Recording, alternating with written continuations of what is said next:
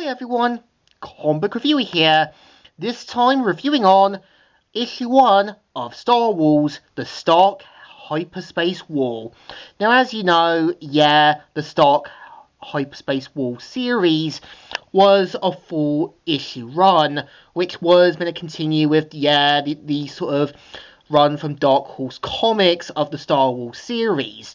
And the best I can say about the Stark Hyperspace Wall, it is another story showing off the Jedi before the events of Episode 1, and showing what happened during the Hyperspace Wall before, the Battle for Naboo and the Clone Wars during the original continuity.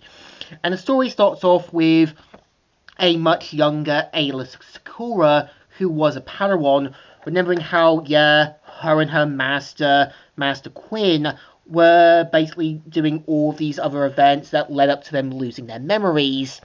And we see how she slowly regains them thanks to Master Po Khan, and now has a new master. So of course they're kind of relieved that she's gotten her memories back. But we see how Master Po Khan hears an old voice who says, "Sorry to interrupt, Master, but I was hoping to see Master Plo Khan again. Do you remember me, sir?" "Of course. Jade, darling. It's been a long time. You are well, I trust." And we kind of see how, Ayla Secura is wondering how he got his scars, and he even points out about what happened during the Stark Hyperspace Wars. But we kind of see how, Mace Windu points out what happened during the events of how, a space pirate and smuggler known as Iko Stark wanted to go big and epic, and of course arranged with smugglers, bounty hunters, assassins and that to become a large army, large enough to take over anything that they needed and sell it off for large profits. And we kind of see how, the price full factor fell because, a plant that made it went basically up in flames and was now in short supply. And we kind of see how Stark and his men took over any transports they needed to sell the Bacta for a large profit, and we're kind of ended up doing a lot more harm. And we see how, even Newt Gunray, who spoke for the Trade Federation, was coming up with agreements to try and increase the population of battle droids and that to keep themselves safe, saying, "Our only other choice would be to stop trade altogether. What then will you do?" But we kind of see how, Grand Moff Tarkin, who became a Grand Moff, wanted to kind of assist on building a army for the Republic, but we kind of see how one senator known as Venice, who was kind of against the idea, knowing that, it will just lead to more war and problems, and has another solution. And we even see how Master Po Khan mentions about his Jedi Master when he graduated himself, called Tai Fonka. And we see that, he was a Wookiee in that, who was wise and understanding, but knew when to keep his temper at bay. And we see him saying, "There is an opening on the council, Plo. I wish to put your name through. You'll honor me, but I would prefer you did not." "Huh. Don't be skittish, Plo. This isn't one of the permanent seats." But we kind of see how, he's made his decision, and he doesn't really think Qui-Gon Jinn would be the worthy candidate. But we kind of see how, he does respect his former master's teachings, and of course have to go to talk with Venice about to sort out a negotiation with Stark and that, who says that, they've agreed to meet them on basically Trokin to sort of discuss the sort of treaty and that. But we kind of see how, everyone has to kind of make sure that there's no screw-ups, there's no problems in that. So we kind of see who arranges to go in that. And we kind of see how, they have to make sure that no problems happen.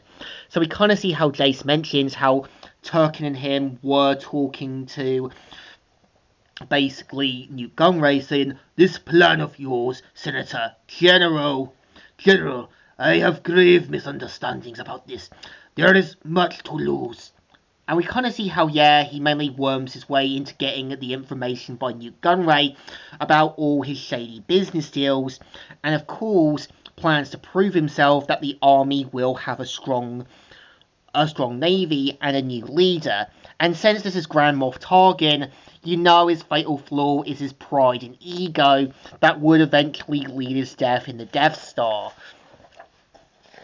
So of course we see how in one of the flashback panels how, yeah, where after basically Sakura's new master mentions about how him and Quinn managed to get onto the planet, but we kind of see how, yeah, they end up getting confronted by a security battle droid. And since this is like the earlier versions, this does imply this was more of a prototype to eventually the B1 battle droid. But we kind of see how Quinn and his master managed to take the security droid down easily, and they know something's not right. So of course we see how Stark comes up with all of his men, who are meant to be Gamorrean guards and so forth. But we kind of see how during the meeting, Newt Gunray presses a button to give Tarkin the signal, and yeah, every Navy ship, every sort of person from different planets are basically Tarkin's new army. And even Jace mentions it was the first and last a semblance of his so-called navy, which also shows Tarkin would eventually get into trouble for it. And we kind of see how, yeah, Stark mentions they know about the plan all along, as they had spies and other information. And they even point out they put a computer virus into the other ships. So if they end up going into hyperspace and come out, they'll crash into things like suns, black holes, uninhabited planets, and so forth. And yeah, this is Stark pointing out that they are going to work out the demands his way. And this is the story. So I think issue 1 is pretty enjoyable. Because yeah, it kind of makes sense that Stark is a brilliant mind and plans out everything in a chess game. While Newt Gunray is more of a yes man and will do whatever Darth Sidious says, well, yeah, Count Dooku mainly relies on corrupt officials to form his separatist movement. They make it clear Stark can plan things out like a chess game, not rely on battle droids and that, but rely more on smugglers, assassins, bounty hunters, and so forth. So I think this issue definitely deserves a thumbs up. Still good, and still alright. So, Comic Reviewer here, signing out.